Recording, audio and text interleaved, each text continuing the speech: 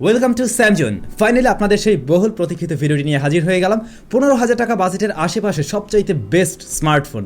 আজকের ভিডিওতে আমরা 6টি স্মার্টফোন নিয়ে কথা বলবো। এর মাঝে 3টি রয়েছে অফিসিয়াল, 3টি রয়েছে unofficial.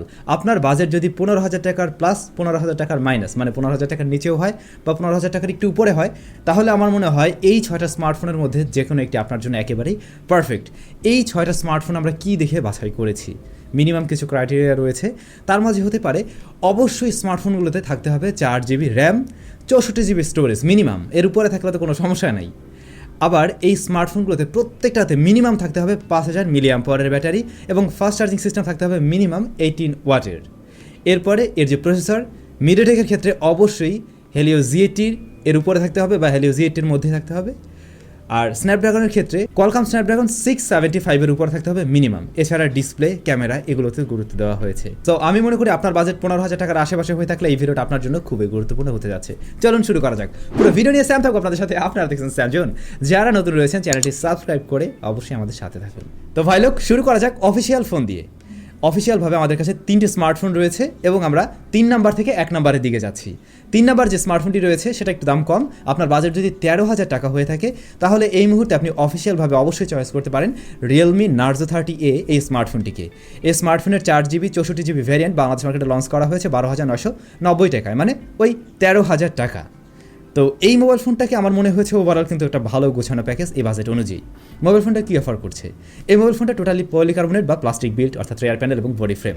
Regular ports and button রয়েছে এবং এই স্মার্টফোনের যে ডিসপ্লে সেখানে থাকছে একটি IPS LCD প্যানেল 6.6 ইঞ্চ, যা কিনা HD+ রেজুলেশনের। এ বাজেটে HD+ হয়তো আপনাকে মেনে নিতেও হবে।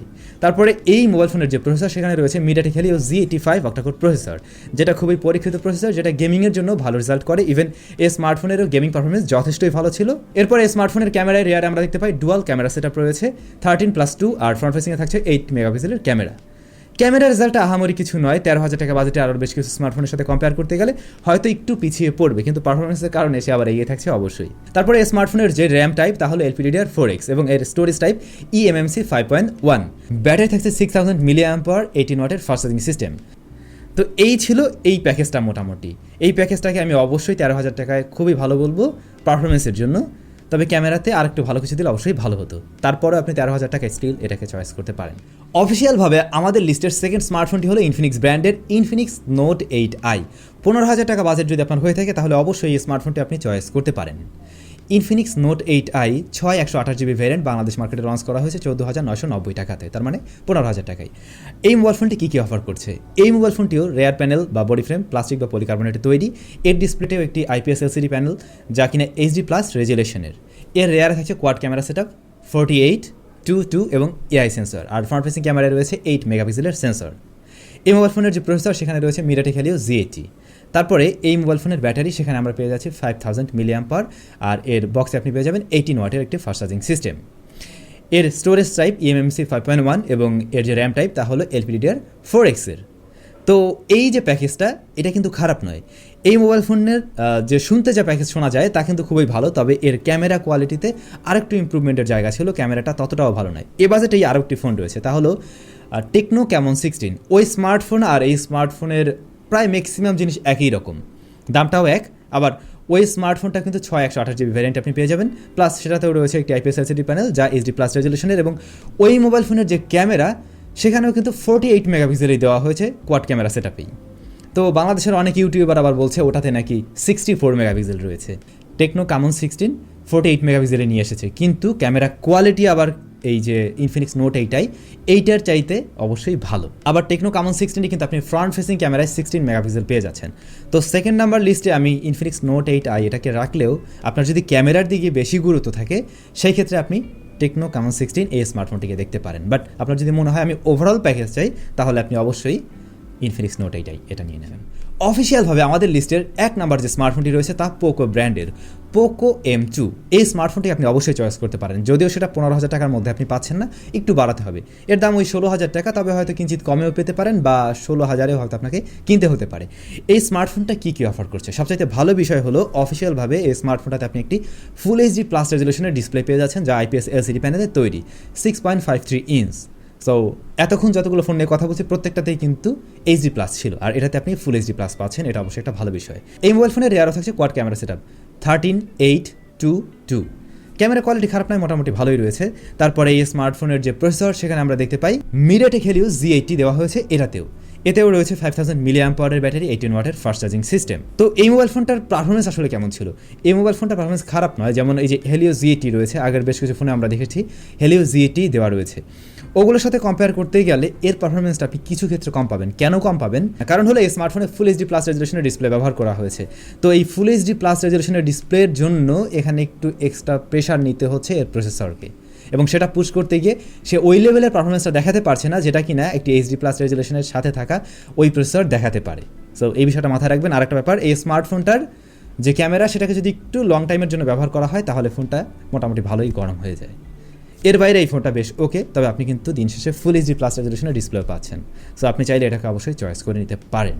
বন্ধুগণ, আমরা চলে আসলাম আনঅফিসিয়াল লিস্টে। এখানে আমাদের 3টি স্মার্টফোন রয়েছে, এর মাঝে একটি আপনি 15,000 টাকার নিচেই পাবেন, বাদ বাকি দুটো আপনাদের 16,000 প্লাস টাকা পয়সা গুনতে হবে। তবে এর দাম কিছুদিন আগেও একটু কমে ছিল, এখন আবার একটু বেড়ে গিয়েছে। এই কারণে আমি বর্তমান দামটা আপনাদের সাথে শেয়ার করছি। তো আপনার বাজেট ওরকম হয়ে থাকলে আপনি অবশ্যই দেখতে পারেন। আপনার বাজেট যদি এই মুহূর্তে 14,500 টাকার মতো হয় তাহলে আপনি দেখতে পারেন Realme Narzo 20। Realme Narzo 20 অবশ্যই বাংলাদেশ মার্কেটে অফিসিয়ালভাবে লঞ্চ হয়েছিল, কিন্তু পাওয়া যায় না। দ্যাটস ওয়াই আপনি চাইলে আনঅফিসিয়ালভাবেও নিতে পারেন।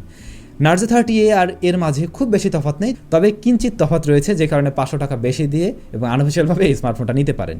এখানেও রয়েছে এইচডি প্লাস রেজলিউশনের একটি IPS LCD প্যানেল, যার সাইজ হলো 6.5 ইঞ্চ, আর এর বডি ফ্রেম বা রেয়ার প্যানেল ওটাও প্লাস্টিকেই তৈরি।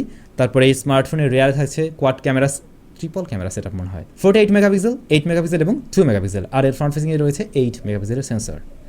তারপরে এই স্মার্টফোনের যে প্রসেসর সেখানে আমরা দেখতে পাই মিডিয়াটেক হেলিও G85, ব্যাটারি থাকছে 6000 mAh, 18 ওয়াটের ফাস্ট চার্জিং সিস্টেম। তো Realme Narzo 30 এর সাথে যদি আমরা কম্পেয়ার করি তাহলে আমরা দেখতে পাই ক্যামেরায় আপনি ভালো কিছু পাচ্ছেন, 48 আর ওটাতে ছিল 13। আবার এখানে আমরা দেখতে পাই 8 মেগাপিক্সেলের একটা আল্ট্রা ওয়াইড সেন্সরও রয়েছে।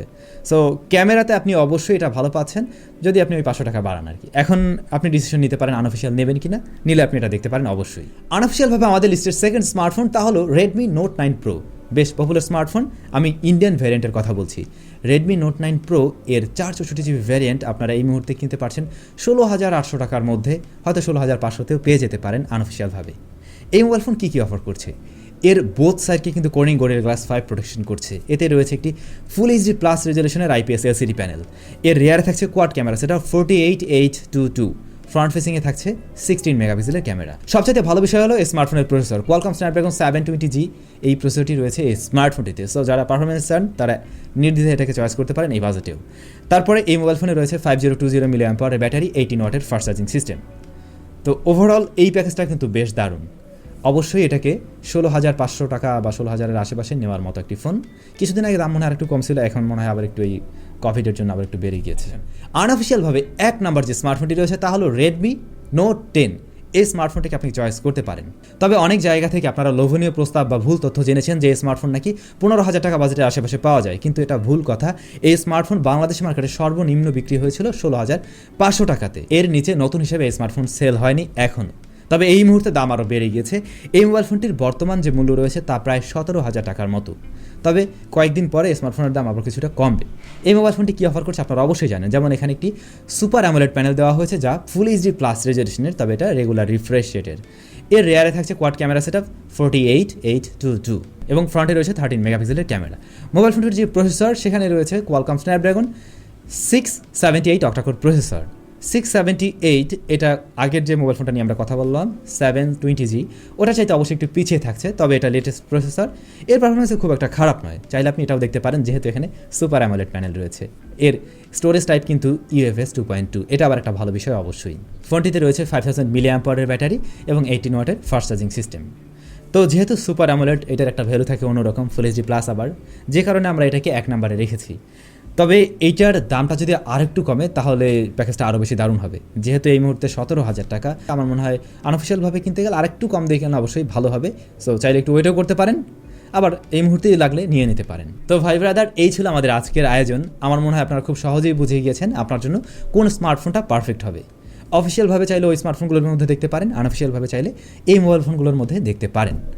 অফিসিয়ালভাবে আসলে 16-17 হাজার টাকায় আমি এই মুহূর্তে খুব একটা দারুণ স্মার্টফোন দেখছি না বা আপনাদের সাজেস্ট করছি না, এই কারণেই কারণ বেশ কয়েকটা ব্র্যান্ড ওরকম বাজেট সেগমেন্টে দারুণ কিছু স্মার্টফোন নিয়ে আসছে অফিসিয়ালভাবে। এই জন্য এই সময় দাঁড়িয়ে পুরনো স্মার্টফোনগুলোকে আমি আর সাজেস্ট করলাম না। হয়তো আপনারা বুঝতে পারছেন কেন আমি সাজেস্ট করিনি। সো ওই ফোনগুলো আসুক, দেন আমরা আবার দরকার হলে আপনাদের জন্য একটা দারুণ ভিডিও তৈরি করে দেবো। আর নেক্সট ভিডিওটা আমরা ট্রাই করবো 10,000 টাকা বাজেটের আশেপাশে কিছু কভার করার জন্য। সবাই অনেক বেশি ভালো থাকুন, সুস্থ থাকুন, দেখা হচ্ছে নতুন একটা ভিডিওতে।